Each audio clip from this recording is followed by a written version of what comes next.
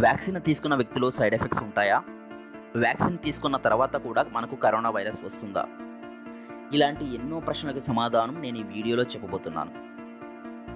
Vaccine develop చేసిన తర్వాత pre clinical trial, తర్వాత హ్యూమన్ ట్రయల్, తర్వాత లైసెన్స్, మ్యానుఫ్యాక్చరింగ్ అండ్ డిస్ట్రిబ్యూషన్ లాంటి ప్రాసెస్ జరుగుతుంది. వ్యాక్సిన్ డెవలప్ తర్వాత ప్రీ క్లినికల్ ట్రయల్ జరుగుతుంది. ఈ ప్రీ క్లినికల్ ట్రయల్లో ఎలుకలు, కోతులు లాంటి జంతువుల మీద వ్యాక్సిన్ని ప్రయోగిస్తారు. జంతువుల యొక్క ఇమ్యూన్ సిస్టమ్ ప్రాపర్గా రెస్పాండ్ అయ్యి జంతువులకు వ్యాక్సిన్ ఎటువంటి హాని చేయకపోతే తదుపరి దశలో మనుషుల మీద ప్రయోగిస్తారు. మనుషుల మీద 3 రకాల దశల్లో ఈ వ్యాక్సిన్ ప్రయోగిస్తారు. ఫేజ్ 1 ఈ దశలో ఎంపిక చేయబడిన కొంతమంది యంగ్ స్టేజ్లో ఉన్న మనుషుల మీద వ్యాక్సిన్ని ప్రయోగిస్తారు. అటువంటి వ్యక్తులకు వ్యాక్సిన్ ఇస్తారు.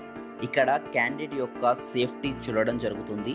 వ్యాక్సిన్ ఎలా రియాక్ట్ అవుతుంది, ఇమ్యూన్ సిస్టమ్ ఎలా రెస్పాండ్ అవుతుందో చూస్తారు. ఇక్కడ సక్సెస్ అయితే ఫేజ్ 2లో వివిధ రకాల వయసులు ఉన్న మరియు కొద్దిపాటి అనారోగ్యం ఉన్న వందల మంది మనుషుల మీద ప్రయోగిస్తారు. వ్యాక్సిన్ సేఫ్టీనా కాదా, ఇమ్యూన్ సిస్టమ్ రెస్పాండ్ ఎలా అవుతుంది, డోసులు ఎలా ఇవ్వాలి, ఏ విధంగా ఇవ్వాలి అనేవి ఇక్కడ చూడడం జరుగుతుంది. ఫేజ్ 3లో కొన్ని వేల మంది వివిధ రకాల వయసులు ఉన్న కొన్ని వేల మంది మీద ప్రయోగిస్తారు. వ్యాక్సిన్ యొక్క సేఫ్టీ, ఎటువంటి సైడ్ ఎఫెక్ట్స్ వస్తున్నాయా లేవా అనేవి కూడా ఇక్కడ చూడడం జరుగుతుంది. Pre clinical trial, human trial అయిన తర్వాత వ్యాక్సిన్ సేఫ్టీ అని నిర్ధారించుకున్న తర్వాత మాత్రమే కంపెనీ వాళ్ళు లైసెన్స్కి అప్లై చేయడం జరుగుతుంది. దాని తర్వాత మ్యానుఫ్యాక్చర్, డిస్ట్రిబ్యూషన్ అనేది జరుగుతూ ఉంటుంది. వ్యాక్సిన్ డెవలప్ చేయడానికి ఇంత అతిపెద్ద ప్రాసెస్ ఉంటుంది.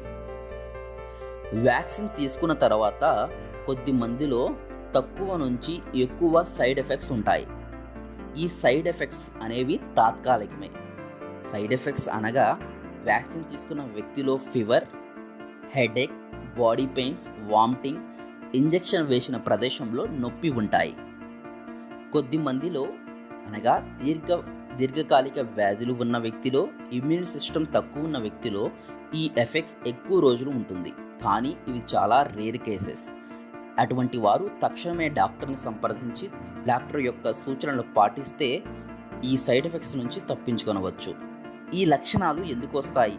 ఇవి నిజంగా శరీరానికి హాని చేస్తాయా అంటే ముందు మన యొక్క శరీర రక్షణ వ్యవస్థ అనగా ఇమ్యూన్ సిస్టమ్, డిఫెన్స్ సిస్టమ్ గురించి తెలుసుకోవాలి. వివిధ రకాల కణాలు మరియు ప్రోటీన్తో కూడిన అతిపెద్ద నెట్వర్క్నే ఇమ్యూన్ సిస్టమ్ అంటారు.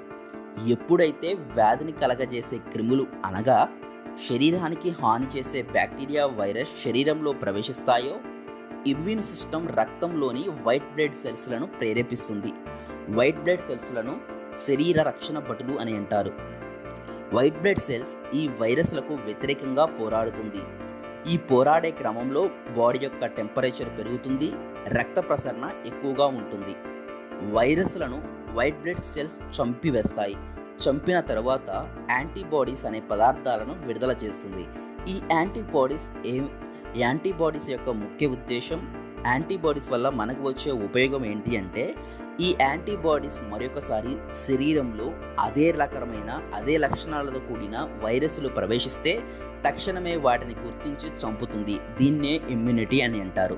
అనగా వ్యాక్సిన్ తీసుకున్న వ్యక్తిలో మరొకసారి అటువంటి వైరస్ ప్రవేశిస్తుంది అని అర్థం. అటువంటి వైరస్ ప్రవేశించినప్పుడు శరీరానికి హాని చేయకుండా యాంటీజెన్స్ను యాంటీబాడీస్ చంపివేస్తాయి. శరీరంలో వైరస్లను ఎదుర్కొనే క్రమంలోనే ఈ లక్షణాలు అనేవి కనిపిస్తాయి. వీటినే మనం సైడ్ ఎఫెక్ట్స్ అని అంటారు. ఫర్ ఎగ్జాంపుల్ కామన్ కోల్డ్, జలుబు చేసినప్పుడు జలుబును కలగజేసే వైరస్ను చంపే క్రమంలో మనకి ముక్కు కారడం, జ్వరం, బాడీ పెయిన్స్ లక్షణాలను తరచుగా చూస్తూ ఉంటాము.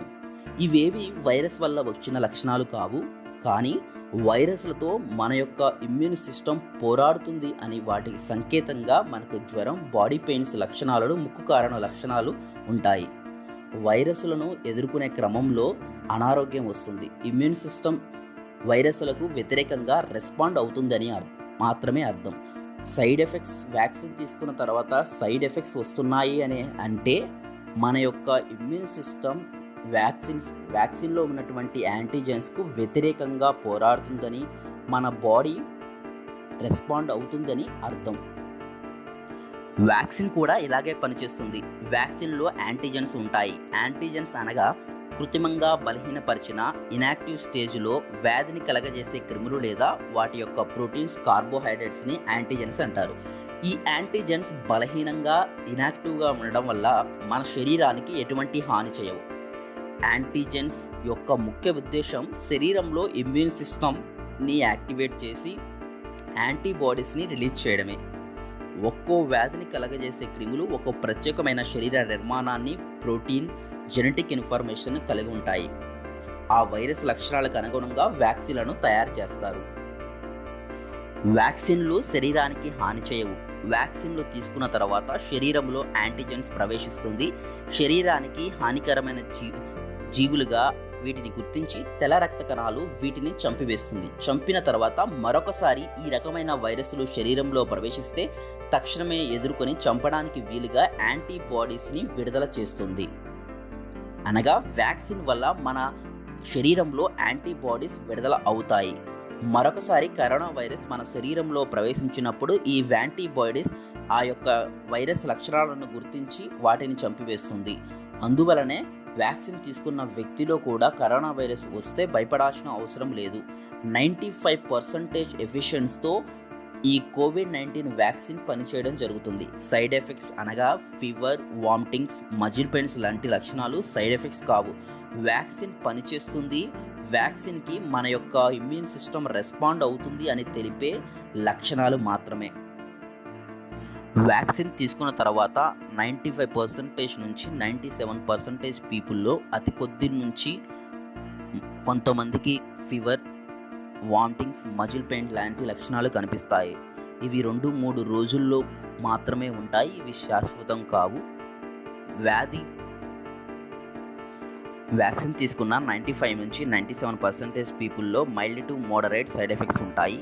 అనగా ఫీవర్ కానీ, వామిటింగ్స్ కానీ, మజిల్స్ పెయిన్ లాంటి లక్షణాలు ఉంటాయి. ఇవేవి శాశ్వతం కావు. అవి 2 నుంచి 3 రోజుల్లో ఈ లక్షణాలు పోతాయి. ఈ లక్షణాలు కనిపించాయి అని అంటే అర్థం వ్యాక్సిన్ పనిచేస్తుందని, వ్యాక్సిన్కి అనుగుణంగా మన యొక్క ఇమ్యూన్ సిస్టమ్ రెస్పాండ్ అవుతుందని అర్థం. అతి కొద్ది మందిలో మాత్రమే ఇటువంటి లక్షణాలు సివియర్గా ఉంటాయి. అందువలనే వ్యాక్సిన్ తీసుకునే ముందు మన యొక్క పూర్తి ఆరోగ్య సమాచారం, మనకున్నటువంటి దీర్ఘకాల వ్యాధుల గురించి డాక్టర్కి తెలియజేసినట్లయితే వారి సూచనల మేరకు పాటించి వ్యాక్సిన్ తీసుకుంటే ఎటువంటి సైడ్ ఎఫెక్ట్స్ అనేవి ఉండవు. వ్యాక్సిన్ వల్ల 0% డెత్ ఉంటుంది. 100% వ్యాక్సిన్ ఇస్ సేఫ్. వ్యాక్సిన్ యొక్క ముఖ్య ఉద్దేశం ఇమ్యూనిటీ పెంచడమే. వ్యాక్సిన్ యొక్క ఉద్దేశం మన జీవితాలను కాపాడడమే.